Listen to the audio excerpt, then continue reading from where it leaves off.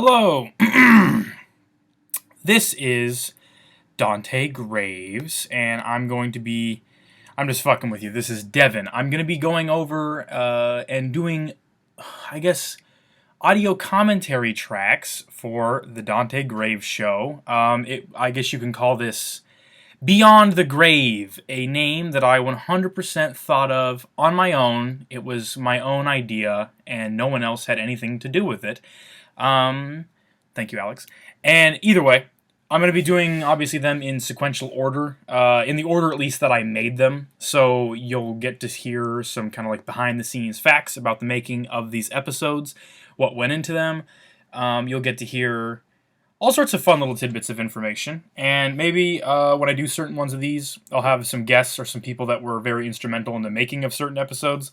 But for this first one, we're going to be starting at where the Dante Graves show really all begins, if you want to go with the current Dante Graves stuff. If we're talking Dante Graves as a character in general, he's been around in my head since I was like in high school. And that's initially, here's a little fun piece of information that nobody knows other than myself, was that he was going to be a porn director, and he was going to have a mustache, and he was just going to be named Dante. But the Hawaiian shirt and the snub-nosed .38 pistol and all that stuff, that was all there.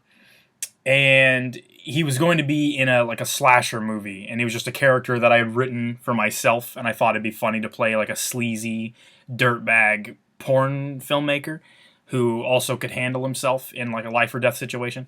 But yeah, so far we've gotten 2 minutes of nothing of the actual movie. So I'm going to go ahead and push play on Toolbox Killer here. And I hope you guys enjoy my commentary track of the film.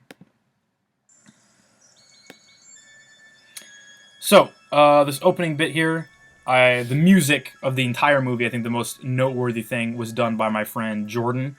You can look into him. He does the Dropouts music. He normally does like beats for like hip hop music, which I was really into. And we were co-workers, and I had suggested to him one day at work, I'm like, hey, would you like to score a shitty backyard movie that I made? And yeah, he did it for completely free. It took him quite a while, and then he like accidentally deleted it all. So the entire score was actually done within like, I would say probably 3 or 4 hours of just him and I sitting in his basement, surrounded by like He-Man toys, just banging the score out. And I'm actually really happy with how it turned out. This guy in the opening scene of the movie, that is Dakota. He doesn't do a whole lot in these movies, but, I mean, this is the only thing he's done with the Dante Graves stuff so far, but he's a friend of Zach's. They were roommates, and I just needed somebody to get fucking bodied at the beginning of this movie, so I was like, hey, could you convince him to do it? And he did. Thank you, Dakota. The scene didn't take too long, except we had to do the body slam maneuver about 6 or 7 times. I almost want to put all of the takes in there, because I save all of the footage I ever shoot just in case I ever needed to cite back to it. That body of water was just out there. We like walked the trail like every which way we could. Zach and I did a couple different times until we found kind of this one little area, and I'm like, oh, I will totally fucking crawl around in this mud and fight a dude with a toolbox for the enjoyment of our audience. Boom! Takes this fucking bitch to the ground, pops the fucking toolbox open, knocks it over, draws out a rubber mallet, and fucking concusses him into the next universe, and he dies. The sound effect of the toolbox killer beating somebody's head in is actually like 4 or 5 different like gushing, breaking sound effects I just layered on top of each other and made it sound like total dog shit. This is the main square of Greenfield, the town in which I live, and also the town of which Dante Graves lives, and we also happen to share the exact same apartment, and the similarities end there. The guy driving this Jeep, that is my friend Cody Jacobson. If you watch my really old shit, he has been around since the very beginning. Now he's in college, so he doesn't get to come around quite as often, and he plays Gerald Davis, which his name changes several times throughout this. That is Dante Graves. He is a paranormal expert. No, Cody basically, he showed up like early in the morning. This was like 8 or 9 in the morning, and we filmed this bit, and then he said he had to go to his girlfriend's house, which I doubt it. I just don't think he wanted to hang out with me. So then he left, and then he came back and brought that sledgehammer, as like consultation. I'm like, hey, we're gonna murder you with this. This is my friend Mason doing all of the camera work here. There's the man bun. Everyone like made fun of the man bun and made me like self-conscious about it, so I did away with it for all future installments of the Dante Graves show. I really just had it tied up for like utility reasons, and I don't actually walk around with it like that in real life. Not that I should even be making up excuses for myself. I think the vitriol leveled at man buns is kind of unfounded. But either way, I just had it up, and then I when I initially released the movie, like there was just a bunch of jokes about it, and I'm very self-conscious about shit like that. So I was like, well, never mind. I'm never doing it again. So this conversation we did in one take, and I just cut out like a few seconds I didn't like of it, and other than that, Cody and I tend to have decent enough chemistry, and I think the scene is kind of shitty, but people have told me they think it's funny, so you know. More power to him, I guess. The idea of Dante being this, like, super aloof asshole that is, like, completely okay with people dying and shit, that was never, like, something I had planned for the character, because I had written short stories using the character, and he was never a TV show host, he was just a private investigator. And then, for the purposes of the web series, to make it easier to film and to just have like him constantly being able to talk to somebody, we made it a web show that he's like making, or a TV show. And then it also, you get that like Blair Witch excuse of like, oh, it looks like shit. Well, it's because the cameraman just filmed it that way. And it's just, you know, I make these really fast. Like, this movie was made in one day. So, and also, I guess, the whole reason for this movie even being made, or I keep calling it a movie, it's a fucking 20-minute YouTube video, but this episode, or this little video, was basically because I was on quarantine, which I am breaking by having these people come over so we could film this, but we were all quarantined. We had all, like, lost our jobs at the time because of the coronavirus, and so we decided, hey, let's go make a movie like how we used to in high school.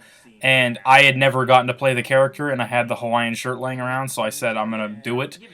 And the Toolbox Killer was a character I'd pretty much come up with, like, in high school. I just thought it'd be kind of a cool idea. There was a movie, I believe it's a Tobe Hooper film, and it's got Sherry Moon Zombie in it, and it's a remake of an older movie, but they share very little in common.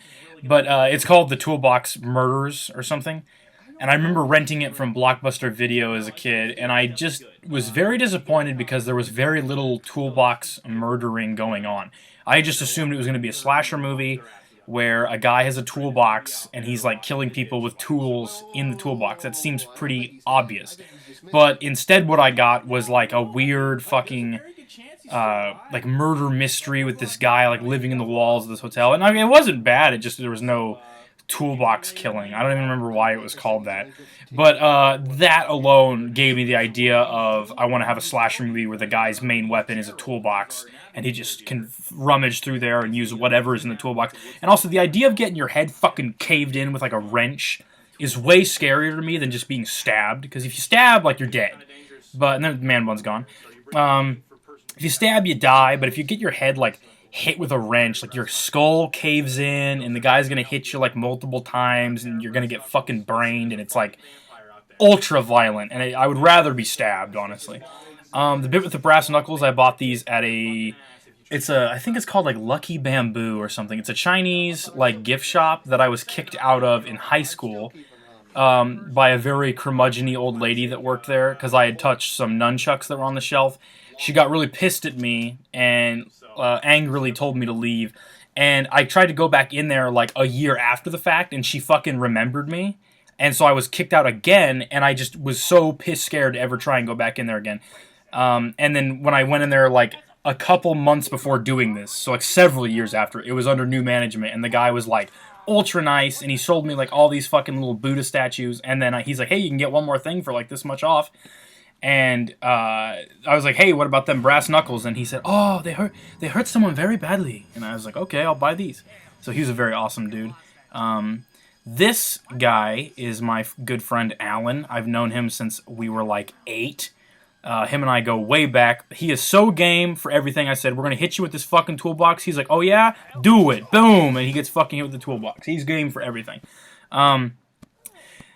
It's...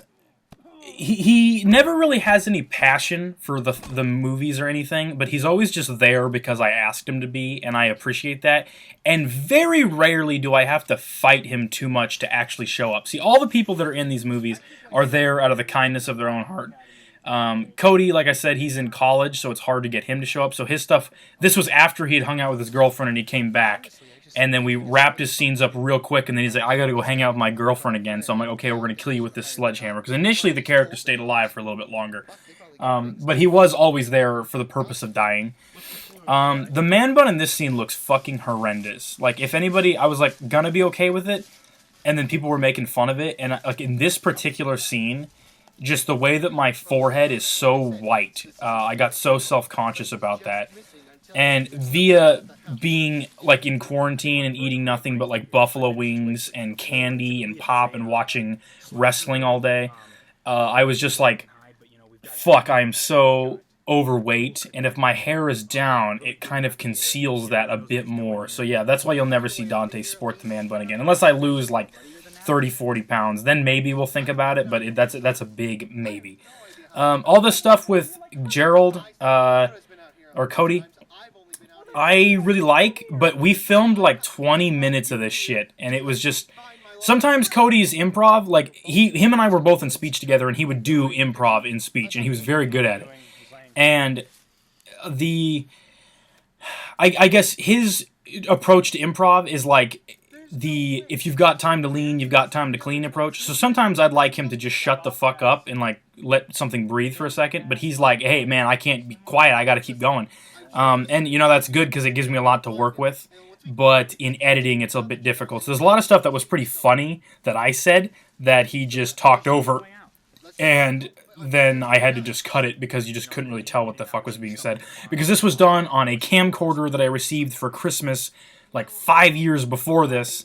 And all of the audio was done in camera. And that's why it sounds like hog shit whenever the wind even picks up a slight breeze. It's like... and it's terrible. So I'm actually surprised the audio turned out as good as it did, given that we were in the fucking woods for the entire movie. This part right here, this shot coming up, is the most unattractive picture of me that is in existence. Right here, if you paused it right there, you'd see such a horrific image of my face. The eating of the gum and, like, the littering, I was trying to give Dante, like, an interesting quirk, like he'd always be chewing gum. But the problem is I always forget to bring the gum. So, and in the book, Dante was obsessed with ice cream. Like, he had this weird fucking obsession. Like, he needed ice cream to be able to focus. And the problem is that ice cream is not readily available in places like the woods. So it became difficult to maintain that little character quirk. Another character quirk that I tried to make specific to Dante was the Hawaiian shirts. But then people were like, well, what about, like, Ace Ventura? I'm like, okay, well, then he'll wear a fucking hoodie underneath the Hawaiian shirt. And... a lot of people said, no, it looks so fucking tacky. I think it looks awesome. If I see people walking around with Hawaiian shirts with, like, longer hoodie-type shirts underneath the Hawaiian shirt, like that, like, triple layer bullshit, I'll be really impressed with myself. This gun was Alan's gun, and it is sitting in the trunk of my car, still covered in the mud that was from this day. I don't clean anything. I'm terribly lazy. This brain that I pick up is hamburger meat that my girlfriend bought for us to use. And then we just covered it in fake blood. And then it took so long for Cody to show up. I was under the impression he was going to be there, like, very quickly. But he actually took a lot longer. And then we had to film all the walking around stuff. Because we always have to film everything in order, which we don't anymore. But this is back when we were still working on that. The brain smelt like shit. So I wish they had gotten more of my face. I have a horrible gag reflex. And it's very difficult for me to maintain, like, composure when I smell or taste or see something that I find gross. I can't fucking handle a lot of things like that. So the brain part was bad. This is Zach. He's probably, like, my second in command when doing these. He's the biggest help in most aspects, and he's, like, the second most passionate, I would say, behind myself. And he has a lot of ideas of his own, and a lot of the ideas that are in this movie even were things that he pitched. So yeah, he's very useful. The character of Barry was going to die in this movie because we were making this for fun because we were all bored being trapped inside, and then it just we from being still trapped inside made more, and then I was like, fuck, I just really want to do this as a whole series, and then we were like, okay, well, that dynamic with Barry, there's like really a lot there, so we just pretended that Barry's head getting shoved in with a socket wrench was not a big deal. But yeah, Barry's a great character, and I'd say he's probably like the fan favorite character. This bit is shot like so terribly, the problem is because we're just trying to get it done, and I don't care how it's shot, so I hand the person the camera and I say, make sure you have all three people in frame. That doesn't mean film 70% the sky in the shot, but that's what ended up happening because we handed it to, I'm pretty sure this was Dakota holding the camera, and he could not give any less of a fuck about this stuff, if I'm being 100% honest. So he just like did whatever. The bit with the water bottle, they thought it was funny. In retrospect, it's kind of stupid. This is one of the worst frame shots in film history, and it's not even a real movie. And you can see like fingerprints on the lens. Like, this is fucking horrible. I'm surprised people even watch this garbage. This scene took forever because if you can see the dirt on Cody's back. We've already filmed the scene and had him get fucking speared by Parker as the Toolbox killer right there, and he took that like a champ. I grabbed the gun and run away. But there's my backpack in the background full of all the props and stuff. This bit with the sledgehammer, Parker looks at me for approval once, and then twice, and then 3 times. And I'm like, yes, go ahead and do it. I'm not your dad. But he looked at me for approval. Could have filmed it again, but I didn't. The brain on the sledgehammer, that's like one of my favorite shots in the movie. Not to suck my own dick or anything. This bit with us running, we filmed this twice, and the second take they thought was a lot better, but in that take it looked like he like slammed into a tree, and I just added a sound effect, and it looked like he did. This bit they filmed twice, and the first time they did it, Parker about dropped Zach on the toolbox. He throws it, and like it was it was like right behind them, and they didn't realize that. So then when he goes for the roll like this, boom! And that sound effect, I didn't add any sound. That was just Zach slapping off the fucking solid ground. But he had about dropped him on the toolbox, and we did it once more, and it was just so good. I'm like, we don't even need to do it again. They broke Zach's pistol during that scene when he threw it. It like smacked off a tree and broke. So that gun was never used again after this movie. This bit was filmed after the fact. I just felt like we needed a bit more of Dante explaining that he stole the knuckles. I call him Gary, and it's supposed to be that Dante can't remember anybody's name.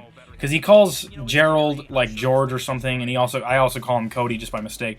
But what's really jarring, and no one seems to notice it, but we filmed this like right as winter was ending, and it was becoming spring. So all the leaves and shit and the trees are like dead. Like, it almost looks like fall. But then the bit with Dante talking there, it's like everything's like grown and blossomed, so it's all green. And the same thing happens with the interviews with Bear. Like, look how green that is. That is in no way the same fucking forest. But it is. Or not forest, woods. I don't know what the timber, I guess. The wooded area behind Greenfield. And then back to the Deadwood area, where I guess there's like 2 separate locations that this takes place in. This kick, Parker is not wearing his gloves. He forgot to put them on, and I forgot to tell him to put them on. Kicks me in the balls, because he can never kick me high enough. And I fall in the mud. And yeah, if you see, he's not wearing gloves. Not wearing gloves. So is a Toolbox. I didn't have my glasses at this point. I thought the Toolbox was going to hit me in the head. And now he's got his gloves back. All of this was filmed in like 10 minutes, honestly. Like, him and I are big wrestling fans, and we knew that there had to be a badass fight at the end of the movie, and we knew that we were going to do it in the mud, and we're like just committing to like destroying the clothes that we had on. Smacked my head off the ground right here, and I genuinely thought I had a concussion. And he's like, hey, that's cool, just hit me with this stick. I'm like, sure, whack. And I was supposed to hit him in the back, but I hit him in the neck. And when he turned around, I legit thought he was pissed at me, but he wasn't. But no, this fight, we just like, I kept being like, okay, how about next you throw me like this? And he's like, okay. And I'm like, how about next I'll just punch, and then you throw me again. And he's like, okay. The only bit I had planned was this Toolbox stunt. I was like, just hit me with the broadside of it as hard as you fucking can. I promise it will not hurt. And he's a sweetheart, and he still was like, I don't want to hit you that hard, man. So it kind of looks like shit. But, I mean, it could have been better. A lot of people make fun of the fact that he throws the Toolbox away. I kind of more was thinking, like, if he throws the toolbox away, it's like him like opening up that toolbox and grabbing something out of it is like a sacred ritual for him, and he wants like the privacy to do it himself. That's kind of what I was thinking, even though in several other points in the movie he doesn't. So I guess it was more just he threw it away and he's like, wait, I want to get in that. Him taking the mask off, Parker actually had lines, and he said them, and when I was editing it, I'm like, good lord, these lines are fucking horrendous. So I like it a lot better with him saying nothing. He always complains that I hit him too early in the balls, but I'm like, why would I wait for him to take the jacket all the way off and then hit him in the balls? So it's like, I'm not gonna wait for you to be ready to fucking pop you in the balls with these brass knuckles, but whatever. This water smelled really shitty, and we had this big talk afterwards that we're pretty sure that's where, like, sewage is. I'm not sure, but that spear was pretty good. And these punches, Parker just, like, legit decks me a couple times, but I said, like, as long as you hit me in the forehead, we're probably good. So right there, right there, nope, not that one. That one, and so there was 2 times, and then he just legit fucking swung at me. And it was great. He, like, nicked you just enough that you can, like, kind of just roll with the punches and do it. But no, the mud, it was so much fun to film, but Zach was continuously telling me, like, hey, we're running low on battery. And the camera's, like, beeping at him that the battery's dying. So this whole little end sequence where Barry was actually going to come back and shoot the toolbox killer. And I was like, it just had to be cut because the battery was dying. And I'd have to convince my girlfriend to stand out there in the mud and hold the camera, and she doesn't know what the fuck's going on. But yeah, this was, like, almost entirely all improv. Like, once him and I get going, we just kind of bounce off of one another. Yeah, I still don't know if I like unmasking the Toolbox Killer. If I do any sequels, he'll probably remain masked. You can see our bottle of blood in the mud right there. We just leave shit laying around because we're fucking idiots. I wish I could also do muzzle flares, but I just have not achieved that editing ability yet. So you're just going to have to deal with the sound effect and the sound effect alone. This part, I was supposed to run up and drop kick him double-footed in the chest. I slip and hit him right in the balls. I got stuck in the mud, and that same exact hole, I slip into it twice in this scene right here alone. Right there, and right there. I just slide it all around, and boom, kills him. I really like this ending shot. It just, like, Dante's all covered in mud and blood, and the dude's dead, and there's, like, I don't know. It just kind of had this, like, Friday the 13th sort of cool vibe to me. Like, people just, after having gone through hell.